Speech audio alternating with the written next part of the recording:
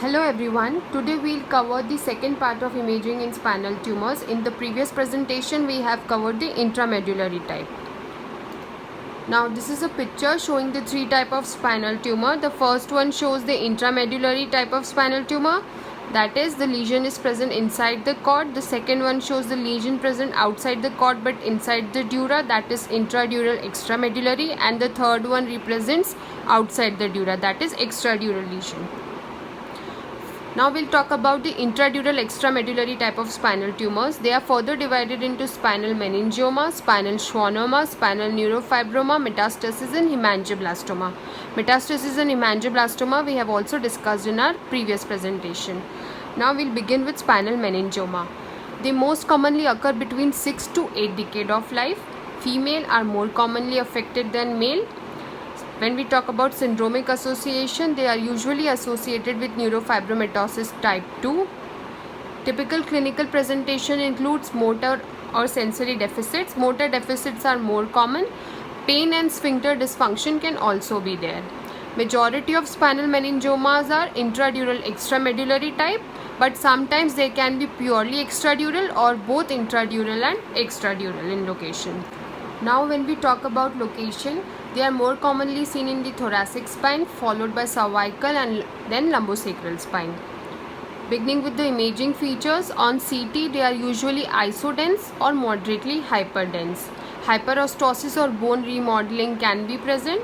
Calcification can also be seen. On MRI, we see them as well circumscribed lesion. They have a broad braced dural attachment. Dural tail sign may be seen in 70% of the cases. There is a specific sign known as ginkgo leaf sign, which is seen in meningiomas arising from the lateral or ventrolateral aspect of the spinal cord. This sign helps us in differentiating them from peripheral nerve sheath tumors. I'll be discussing this sign in my further slide.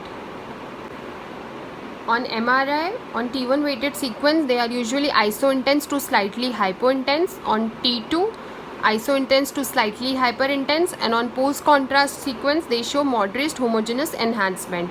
This is an axial CT bone window showing a calcified meningioma.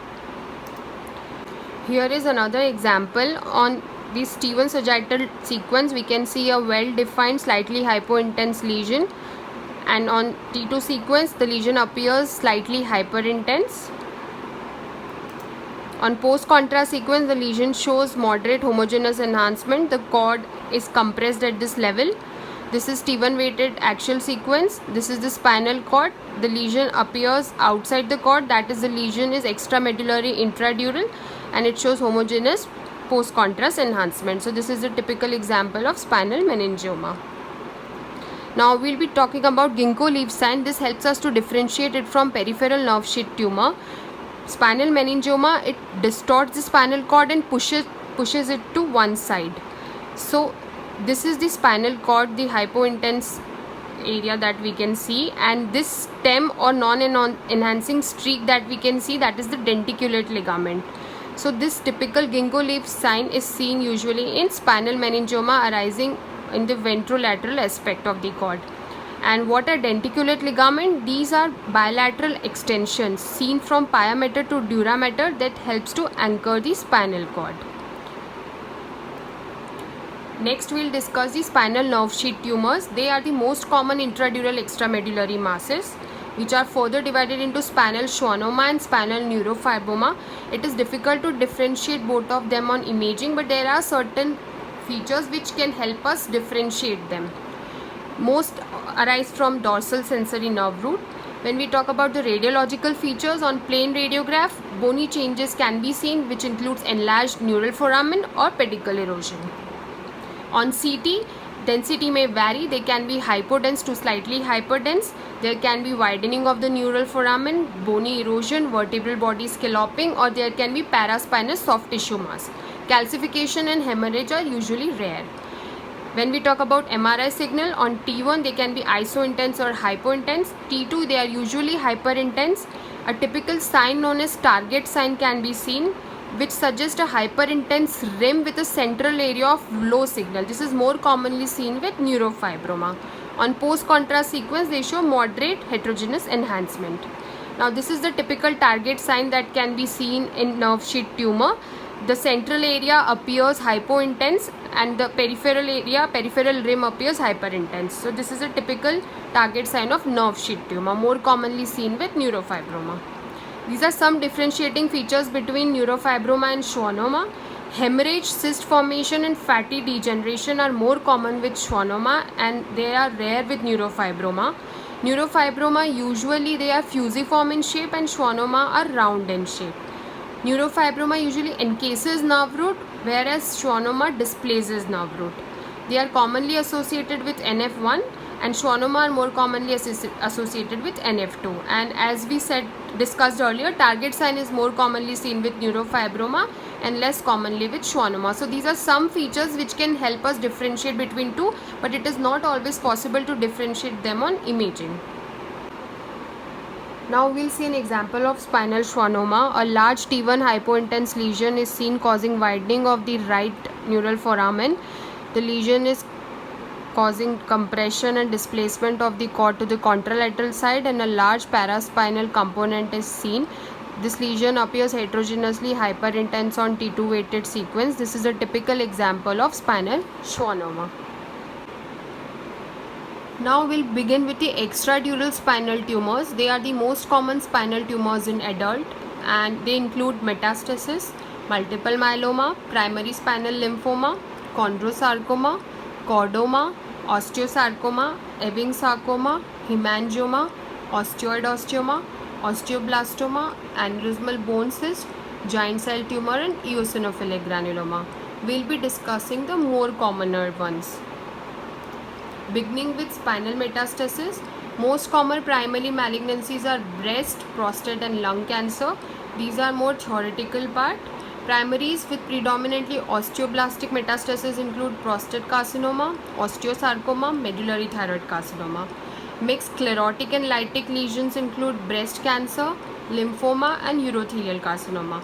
Primaries with osteolytic metastasis include lung cancer, GI tract cancer, renal cell carcinoma, malignant melanoma and multiple myeloma. On X-ray, we can see pedicle erosion, also known as winking owl sign, and there can also be vertebral body compression fracture. Here we can see an erosion of the pedicle. The left pedicle is not seen over here. Now there are certain features which helps us differentiate benign fracture from pathological fracture. In pathological fracture, usually there are associated paravertebral mass. Signal abnormality can be seen in the posterior elements on MRI. Posterior vertebral body show convex border. There can be epidural mass and there can be other associated spinal metastasis. These are some features which can help us differentiate benign fracture from pathological fracture. Now here is an example. On this sagittal CT scan image bone window, we can see compression fractures, multiple compression fractures with osteoblastic metastases. These are sclerotic lesions, multi-level sclerotic lesions involving the vertebral body as well as the posterior elements, which appear hypointense on T1 sequence and hyperintense on T2 fat cell sequence. So this is a typical example of osteoblastic metastasis. Now we'll be discussing the next entity, which is multiple myeloma. There are four radiological presentations of multiple myeloma, which are described as follow. First includes solitary lesion, that is plasmacytoma. Second includes diffuse skeletal involvement, that is myelomatosis. Third is diffuse skeletal osteopenia, and fourth is sclerosing myeloma. Here we'll discuss about plasmacytoma, certain characteristic imaging findings. So plasmacytoma gives an appearance known as mini brain appearance. On this T2 sagittal sequence, we can see a hyperintense vertebral body with linear areas of hypointensity. On axial sequence, we can see this hypointense areas. So this typically gives appearance of sulci in the brain. So this appearance is known as mini brain appearance. On post contrast, multiple myeloma shows heterogeneous enhancement. So solitary plasmacytoma has this typical appearance known as mini brain appearance. Talking about the next entity, that is chordoma. Location wise, sacrococcygeal region is most commonly involved, followed by spheno-occipital region and then vertebral body. They usually appear as midline expansile lesion. There can be osseous destruction with soft tissue component. When we talk about vertebral body, more commonly cervical vertebra is involved, followed by lumbar and then the thoracic spine. On MRI, on T1 sequence, they are usually low signal intensity. On T2, they mostly exhibit very high signal, and on post-contrast sequence, they show heterogeneous enhancement. Greater the enhancement versus the prognosis.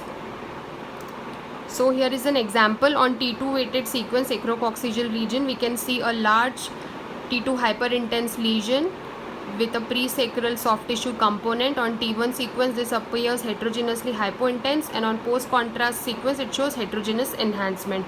So this is a typical example of sacrococcygeal chordoma. Next entity is chondrosarcoma. When we talk about spinal chondrosarcoma, thoracic spine is most commonly involved, followed by lumbar and then the cervical spine. This typical matrix calcification known as ill-defined ring and arc calcification, which is seen with chondrosarcoma. On this cervical X-ray, we can see typical ring and arc calcification with a soft tissue component on the right aspect of the cervical spine over here. On MRI, on T1 sequence, they appear low to intermediate in signal intensity. On T2, they usually are very highly they show very high intensity because of the water content within them. The calcified portion or the mineralized portion are both T1 and T2 hypointense. So those calcified portion can show blooming on gradient echo sequence. On post contrast sequence, they show heterogeneous moderate to intense enhancement. Now here is an example of chondrosarcoma. This is an axial CT image. A large soft tissue is seen which is causing destruction over the right aspect of the cervical vertebra with involvement of the posterior element with typical ring and arc calcification. On T1 sequence, they appear heterogeneously hypointense. On T2, they are hyperintense, and on post contrast sequence, they show heterogeneous enhancement. So this is a typical example of chondrosarcoma of the cervical spine. Now we'll talk about few benign entities. First is hemangioma. They are the most common benign vertebral neoplasm. Certain characteristic imaging features are there. One of them is corduroy cloth appearance. So basically the thickened trabeculae give the appearance of corduroy cloth, and on axial images they can appear as polka dots. So this is the two typical appearance also seen on the radiograph. Now when we talk about MRI, hemangiomas are both T1 and T2 hyperintense, and on post contrast they show significant enhancement. These are the most common benign neoplasm and are usually seen on the routine spinal scan. Now we'll talk about the next entity, that is vertebral osteoid osteoma. They are more commonly seen between 10 to 20 years of age group with a 3:1 male predilection. Classical presentation includes pain at night, and it is relieved by aspirin. There can be associated gait disturbance, radiculopathy, limb atrophy and scoliosis. Most common spine location in spine involves lumbar spine, followed by cervical, thoracic and then sacral spine. They most often involve the posterior element. Nidus of an osteoid osteoma is usually less than 1.5 to 2 cm in diameter. CT is the best modality to detect osteoid osteoma. So they usually appear as an area of osteolysis which represent the nidus, followed by reactive surrounding sclerosis. On MRI, the nidus appears low to intermediate signal in intensity, and on T2 they are usually intermediate to high signal. On this sagittal CT image, we can see this area of lysis with surrounding reactive sclerosis. So this is a typical example of osteoid osteoma. T2 axial image shows an area of hyperintensity over here with surrounding edema, and on T1 sequence they usually appear hypointense. Now when we talk about osteoblastoma, osteoid osteoma and osteoblastoma are histologically similar tumor. They also have male predominance with a ratio of 2:1, but the clinical features vary in that they have insidious or dull onset of pain which is not relieved by NSAIDs. Lesions are typically larger than 2 cm in size.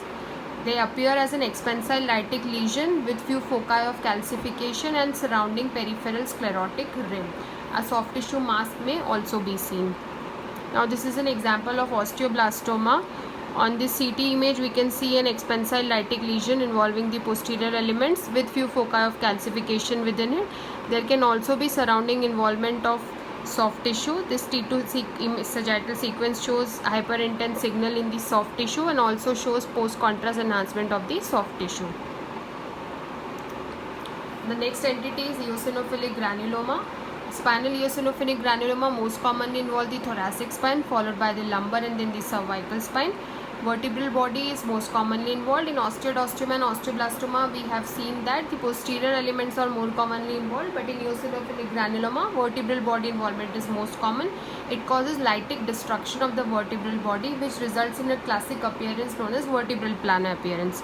This is the typical flat vertebral body that we can see, known as the vertebral plana appearance. Now I have briefly covered the extradural type of tumors, the major spinal imaging features that we can see. We will be revising the spinal tumors that we have seen with a little small quiz.